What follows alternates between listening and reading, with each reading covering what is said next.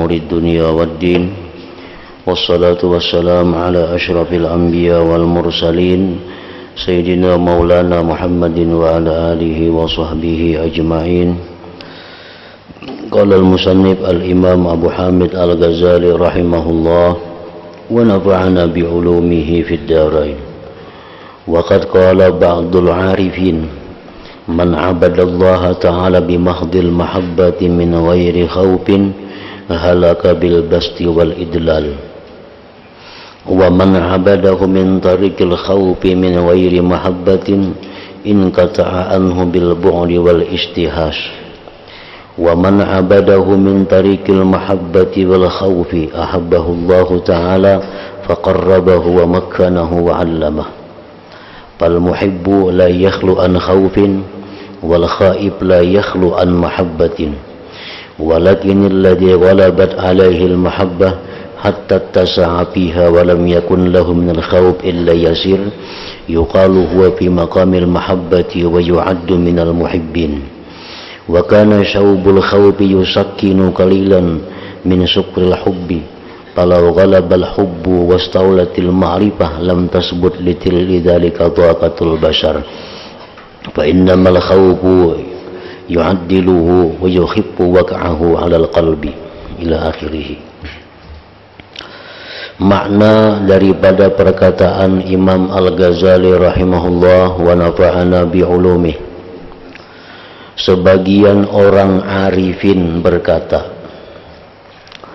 barang siapa yang menyembah Allah Ta'ala dengan semata-mata cinta, dengan tanpa adanya rasa takut, niscaya ia binasa dengan sukacita dan tidak sopan.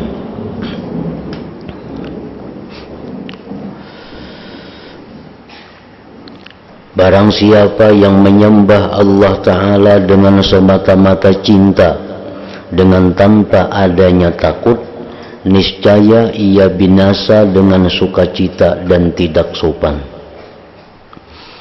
Artinya bahwa orang ini hanya cinta kepada Allah,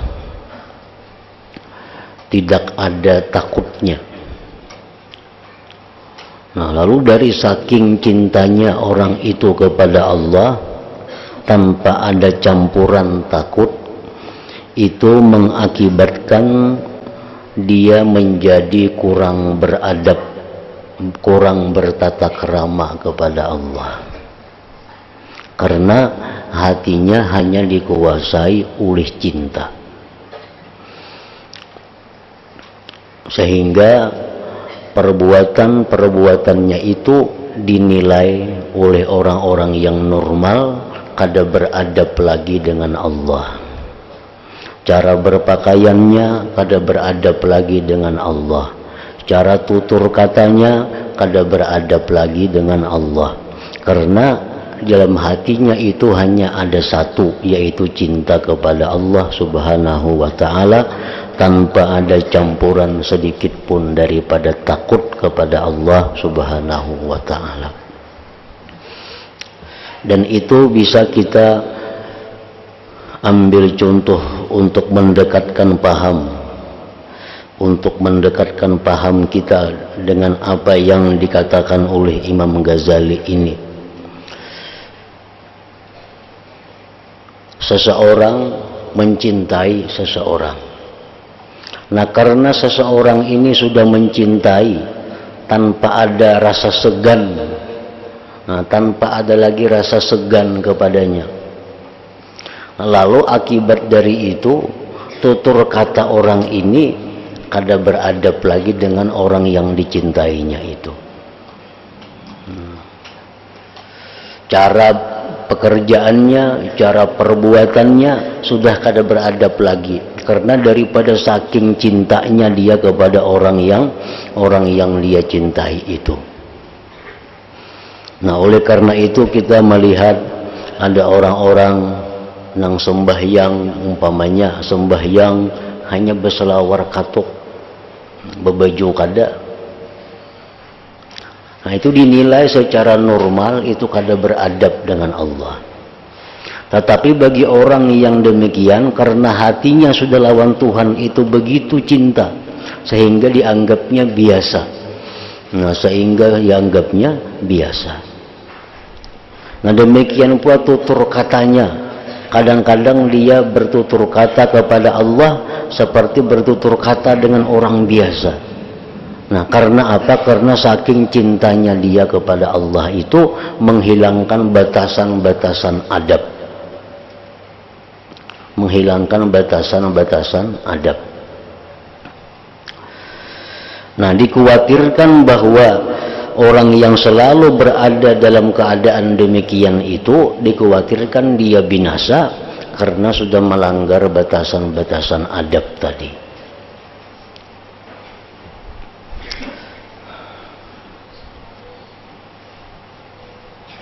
Dan barang siapa yang menyembah Allah Ta'ala dari jalan takut tanpa adanya cinta, niscaya ia terputus daripadanya dengan jauh dan liarnya hati. Nah, nang saikung ini pulang hanya takut saja lawan Allah, kada ada cintanya. Nah, ini pun berbahaya juga, karena selalu takut dengan Allah, hatinya selalu liar dengan Allah.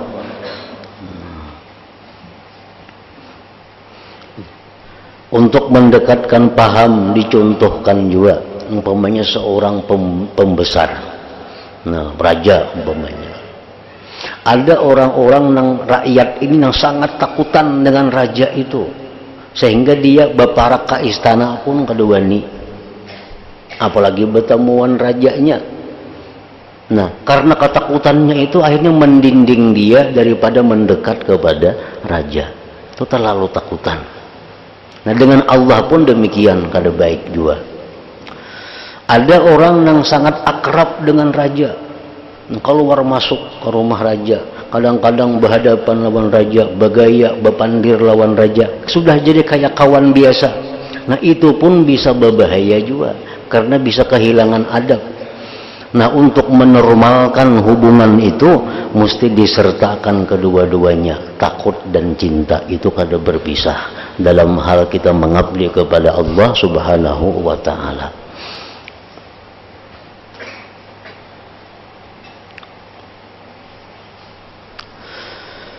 Dan barang siapa yang menyembahnya Allah dari jalan cinta dan takut, niscaya ia dicintai oleh Allah Ta'ala, maka ia didekatkannya, ditempatkannya, dan dianugerahi olehnya Allah ilmu kepadanya. Maka orang yang cinta itu tidak lepas dari rasa takut, dan orang yang takut itu tidak terlepas dari cinta.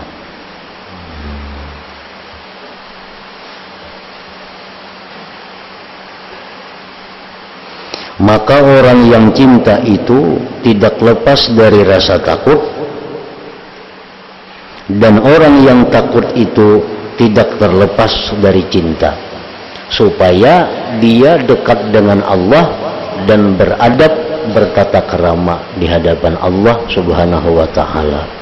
Cintanya kepada Allah mendatangkan dia kedekatan, takutnya dia kepada Allah mendatangkan adab dan tata kerama di hadapan Allah Subhanahu wa Ta'ala.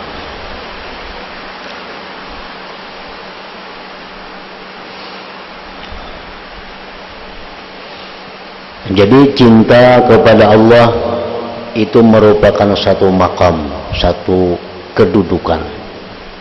Takut kepada Allah itu merupakan satu makam, satu kedudukan. Yang mana kedudukan-kedudukan itu kada akan datang sendirinya di dalam hati kita. Maulah orang kada napa-napa cinta lawan Allah, maulah orang kada napa-napa timbul takutan lawan Allah, kada mau. Nah, cinta itu makam, satu kedudukan, satu pangkat, satu keistimewaan. Takut pun demikian, satu makam juga. Nah, apabila makam itu tentu datangnya kepada kita mesti diusahai. tentu diusahai. Lain dengan hal. Nah, kalau hal itu datang kepada diri kita tanpa ada usaha dari kita, itu langsung dari Allah. Kalau makam, nah kalau kedudukan itu mesti diusahai. Kayak apa caranya supaya cinta lawan Allah? Kayak apa caranya supaya takut lawan Allah? Itu mesti diusahai. Kalau kada diusahai kedua-duanya itu, kada akan bisa kita tempati makam atau kedudukan itu.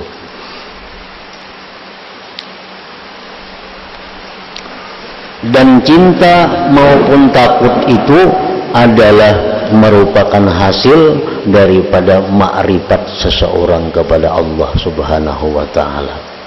Tidak akan cinta kepada Allah kecuali orang yang kenal lawan Allah. Kada akan takut kepada Allah kecuali orang yang kenal kepada Allah Ta'ala. Tinggal kita mencari jalannya, jalan mana yang kita jalani supaya bisa cinta, jalan mana yang kita jalani supaya kita bisa takut. Nah, itu aja lagi yang dijalani.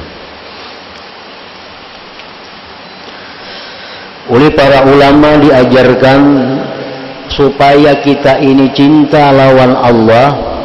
Nah, supaya kita ini bisa cinta lawan Allah, jalannya itu adalah jalan mengenali nama-nama Allah, sifat-sifat Allah yang jamal, yang elok. Itu jalannya. Untuk mendatangkan takut kepada Allah, jalannya adalah mengenali, memahami tentang sifat dan nama-nama Allah yang jalal, keagungan. Apabila dua jalan itu kita jalani, kita ma'rifah, kita pahami, nah maka mau kada mau akan timbul dalam hati kita dua tadi, cinta dan takut kepada Allah.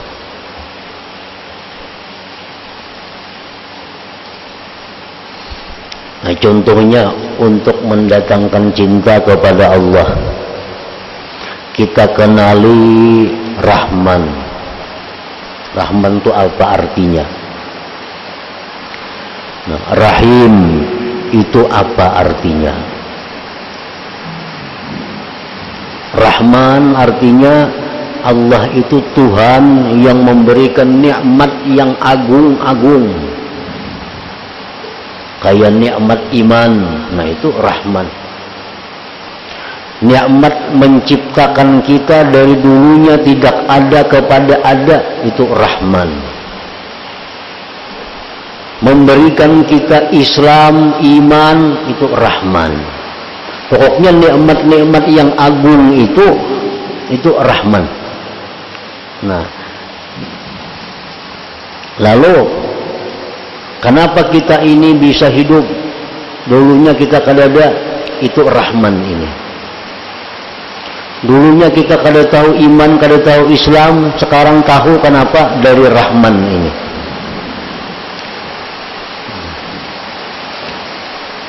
Ar-Rahim, Ar-Rahim. Itu hari-hari kita baca padahal Ar-Rahman Rahim itu. Rahim ini artinya Tuhan yang memberikan nikmat yang kecil-kecil. Nikmat yang kecil itu apa? Kesehatan, rezeki, keamanan, ketentraman. Nah, itu sumbernya semuaan daripada Ar-Rahim ini. Kenapa kita bisa bergerak? Kenapa kita bisa bekerja? Rahim Allah. Kenapa kita bisa makan, bisa dapat duit, dapat pakaian? Dari Ar-Rahim ini. Kenapa kita bisa aman, bisa tentram? Dari Ar-Rahim ini. Nah, kita mengenali dahulu supaya bisa menumbuhkan kecintaan kita kepada Tuhan. Al-Ghafur, Al-Afu, Tuhan Maha Pemaaf, Tuhan Maha Pengampun. An-Nafi', Tuhan Maha memberi manfaat. Al-Wadud, Tuhan Maha Pecinta. Nah, sesudah kita kenali itu, kita pahami makna-maknanya, hanya kita disuruh merasakan. Jangan hanya kita tahu Rahman itu artinya. Jangan hanya kita tahu Rahman itu artinya Tuhan yang memberikan nikmat yang besar-besar. Jangan hanya sekedar tahu, tapi kita disuruh belajar merasakan kayak apa Rahman itu. Kita disuruh merasakan. Kita jadi orang Islam. Nah, kita rasakan itu adalah Rahman. Nah, kita bisa hidup. Kita rasakan bahwa itu adalah Ar-Rahman. Jadi merasakan itu lebih dari sekedar tahu. Karena kalau hanya tahu kada seberapa mendatangkan cinta. Tapi kalau sudah merasa, nah bertambah cintanya itu. Nah itu jalannya untuk memperoleh cinta kepada Allah. Kenalilah, nah, kemudian rasakanlah sifat-sifat nama-nama Allah yang indah, yang elok itu. Nah kemudian dari takut, namun kita kenal Tuhan itu Rahman, Rahim, Ghafur, Ghaffar, Afu, Wadud, itu kada ada takutnya lawan Tuhan. Karena semua nama-nama yang indah. Nah kalau kita hanya cinta kepada Allah tanpa ada takut, bahayanya besar. Nah kita disuruh juga mengenali nama-nama Allah yang jalal ngarannya. Kayak apa nama-nama Tuhan yang jalal itu seperti Al-Qahar. Nah, Tuhan itu maha perkasa. Maha perkasa. Bagaimanapun hebatnya manusia, bagaimanapun perkasanya manusia, kada apa-apa dibanding keperkasaan Allah Subhanahu wa taala. Al-Jabbar, Tuhan itu maha menggagahi. Nah, ini nama-nama yang membuat kita takutan. Tuhan itu Al-Jabbar. Jabbar itu artinya orang yang menghendaki meluluskan perkaranya secara paksa. Nah kita ini hendak ke pasar. Kehendak kita ini ke pasar hari ini. Tapi Allah menggagahi bahwa kita hari ini kada boleh ke pasar. Bagaimana di rumah, itu akan terjadi kalau Tuhan bertindak demikian. Kayak apa aja kita hendaknya kalau Tuhan Jabbar itu yang berlaku, samuan apa yang kita rencanakan menjadi gagal. Nah itu Jabbar. Tuhan maha menggagahi, Tuhan maha memaksakan kehendaknya. Al-Muntakim, Tuhan yang maha menyiksa. Nah, Tuhan yang maha menyiksa. Siksaan Allah kada akan bisa disamakan dengan siksaan siapapun. Nah kita pelajari nama-nama yang besar, yang jalal ini, lalu kita rasakan dalam diri kita. Nah, kita rasakan. Begitu kita merencana sesuatu gagal, nah kita rasakan Jabbarnya Allah itu. Nah kita rasakan. Jadi begitu kita merencana lalu kita gagal, jangan hendak menyalahkan si anu pang, itu pang, jangan. Tapi yang kita rasakan dalam hati, itulah Jabbarnya Allah. Nah lalu membuat takut kepada Allah. Kita sakit apakah dalam awak kita nih? Jangan kita cari penyebab sakit. Darah pang tinggi makanya raum umpamanya. Kepala sakit mahnya pang kumat, jangan mencari-cari itu. Begitu sakit kepala kita rasakan ini adalah muntakimnya Allah. Nah ini adalah intiqamnya Allah. Ini merupakan hukuman dari Allah. Nah jadi jangan kita mengambil sesuatu dari sebab, tapi langsung kita rasakan bahwa ini adalah dari Allah. Nah itu membuat takut lawan Tuhan. Nah, supaya kita beribadah lawan Tuhan itu kada lepas dari dua tadi. Nah cintanya ada, takutnya ada. Nah kayaknya beribadah itu lalu bagampir dua nih tuh. Kadang-kadang cinta lawan Tuhan, lalu mendekat. Nah, begitu sudah terlalu parah lawan Tuhan sehingga dikhawatirkan menghilangkan adab, nah kita hadirkan nama-nama Tuhan yang jalal sehingga kita beradab dengan Allah, sehingga kita bertata krama dengan Allah Subhanahu wa taala.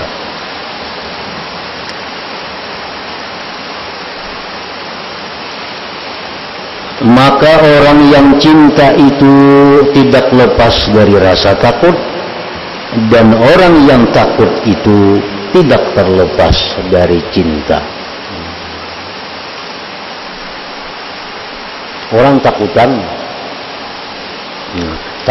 bertemuan Tuan Guru, takutan wara aja, dalam hatinya kada ada cinta, kada ada rindu, takutan wara, takutan bertemuan Tuan Guru, kada mau hilang Tuan Guru, takutannya dalam sidin itu. Ini takutan wara, takutannya kada ada cintanya, kada mau berparak. Ada orang yang cinta melulu, kada ada takutannya, jadi kada beradab lagi lawan Tuan Guru. Tutur katanya kada beradab, tingkah laku, karena ini terlalu cinta. Nah, kedua-duanya itu sama-sama pada membinasakan, sama-sama pada menghancur dirinya. Nah, jadi itu perbandingannya. Para sahabat dengan Nabi, kadang-kadang mereka itu cinta lawan Nabi timbul, sehingga mereka kada mau bulik dari rumah Nabi. Sahabat-sahabat kadang saking cintanya lawan Nabi, kadang mau bulik di rumah Nabi. Nah, sampai Nabi kita kadang pun menyuruh bulikan. Sampai-sampai Tuhan menurunkan ayat. Nah, ujar Tuhan kada boleh kayak itu bila berilan ke wadah Nabi, habis diberi makani, minum, bulikanlah sudah. Nabi ada aura, ada terganggu, ada apa. Nah, karena sahabat itu saking cintanya kepada Nabi, kadang mau bulik di rumah Nabi, mau yakin Nabi juga jadinya.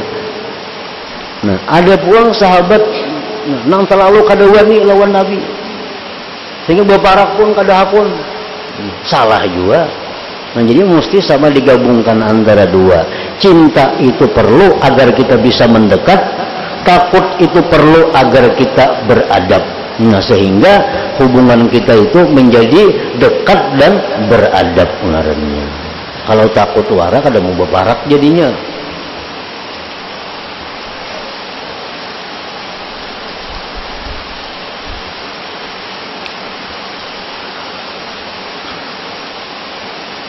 Akan tetapi orang yang kuat padanya cintanya, sehingga meluaslah padanya, dan tidak ada baginya takut kecuali sedikit, maka dikatakanlah orang itu pada maqamul mahabbah, dan ia terhitung dari al-muhibbin. Orang yang takut kepada Allah, tapi takutnya itu sedikit, tak banyak cintanya. Nah, ini ngarannya golongan-golongan muhibbin. Nah, golongan yang berada duduk di makam mahabbah.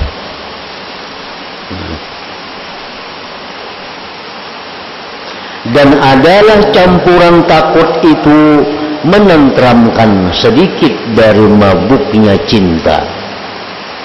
Nah, jadi mabuk cinta itu dinormalkan oleh sedikit ada rasa takut tadi. Maka jikalau mengalahkan cinta dan menguasai makrifat, niscaya ia tidak ada untuk yang demikian itu kemampuan manusia. Nah, kalau orang tuh dikuasai oleh makrifat lawan Allah, maka itu manusia kada akan mampu menyandangnya. Nah, manusia kada akan mampu menerimanya. Hanya saja takut itu mengimbangi dan meringankan pengaruhnya atas hati. Jadi takut kepada Allah itu penetral. Nah, untuk menetralkan hubungan. Karena kalau orang itu cinta, kegilaan jadinya. Supaya jangan sampai demikian, disuruh ada sedikit tambahi takut. Nah, takut itulah yang menetralkannya, takut itulah yang menenteramkan jiwanya sehingga normal kayak orang biasa.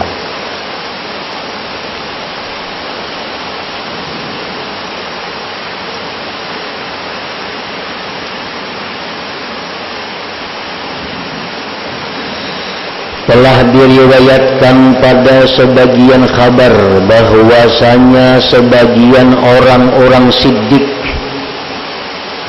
as-siddiqin, ia diminta oleh sebagian wali abdal. Nah, supaya ia memintakan kepada Allah Ta'ala bahwa Allah memberi rezeki kepadanya seberat zarrah dari ma'rifatnya.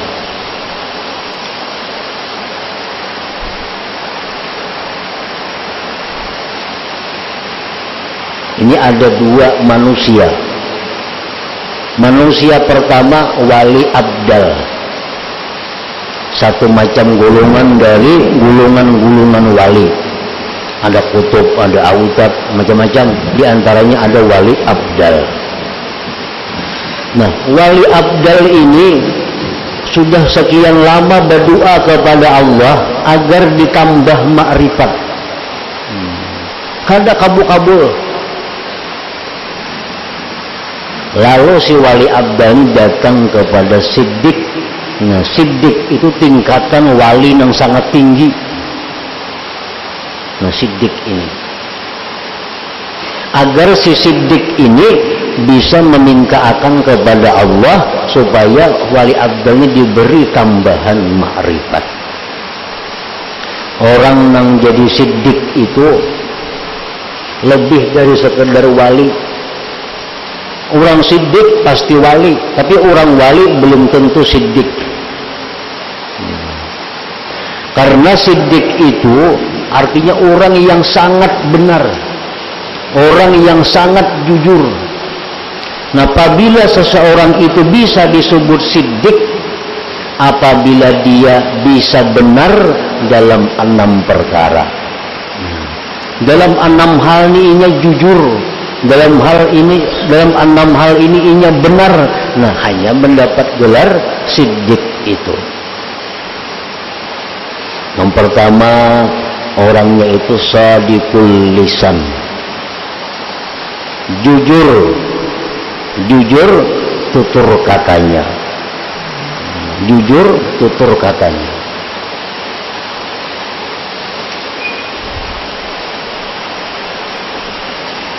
Artinya jujur tutur kata itu orang ini pasti menyampaikan sesuatu berita yang sesuai dengan keadaannya.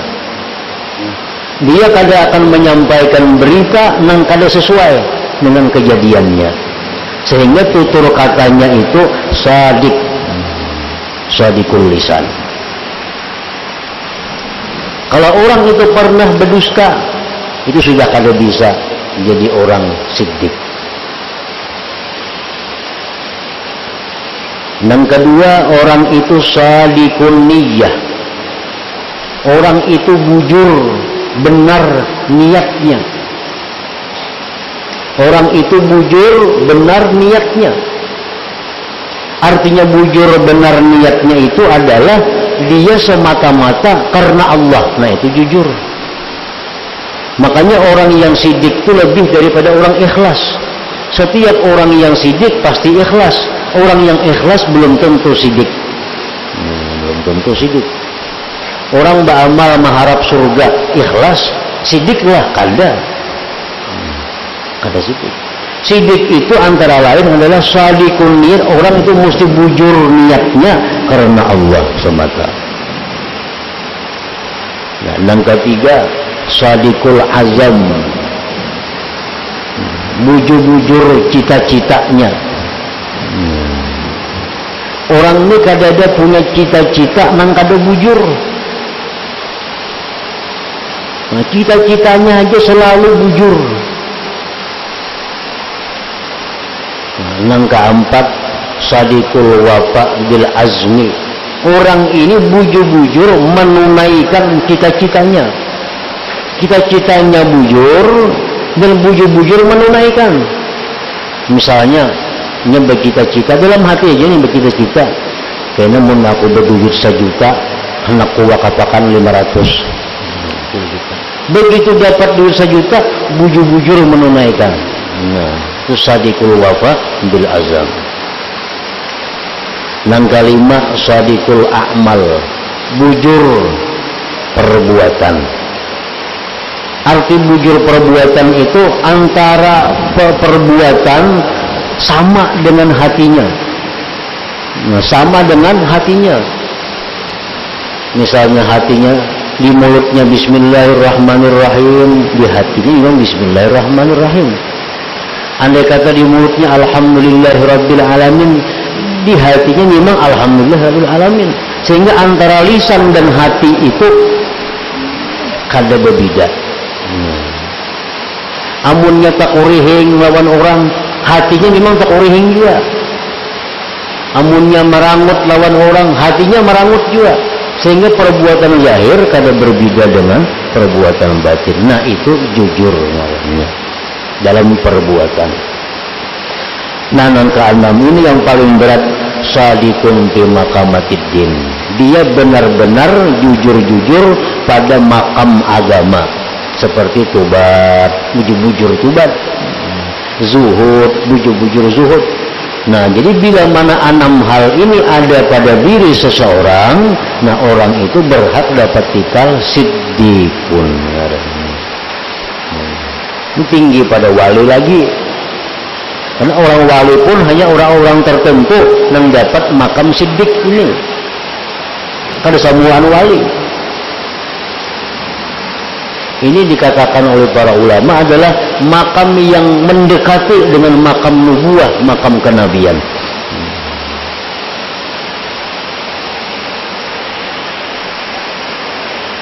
Ini jujur lisannya, jujur niatnya, jujur cita-citanya, jujur menunaikan cita-cita, jujur perbuatannya, jujur makam agamanya. Nah, lalu disimpulkan dia menjadi orang yang siddiq.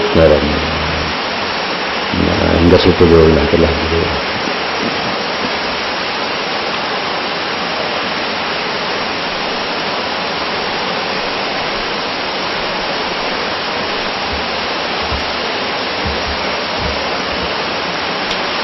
Abdul Fitri fa'alam annahu la ilaha illallah Muhammadur Rasulullah, la ilaha illallah Muhammadur Rasulullah, la ilaha illallah Muhammadur Rasulullah, la ilaha illallah, la ilaha illallah, la ilaha illallah, la ilaha illallah, la ilaha illallah. Allahu Allah, Allahu Allah, Allahu Allah, Allahu Allah, Allahu Allah, Allahu Allah, Allahu Allah, Allahu Allah, Allahu Allah, Allahu Allah, Allahu Allah, la ilaha illallah Muhammadur Rasulullah, la ilaha illallah Muhammadur Rasulullah, la ilaha illallah Muhammadur Rasulullah, la ilaha illallah.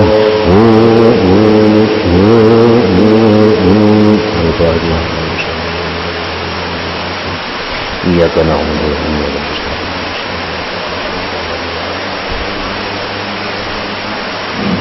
فيا أيها الرجل من شفاعة صلوا عليه وسلموا تسليما. صلى الله عليه وسلم.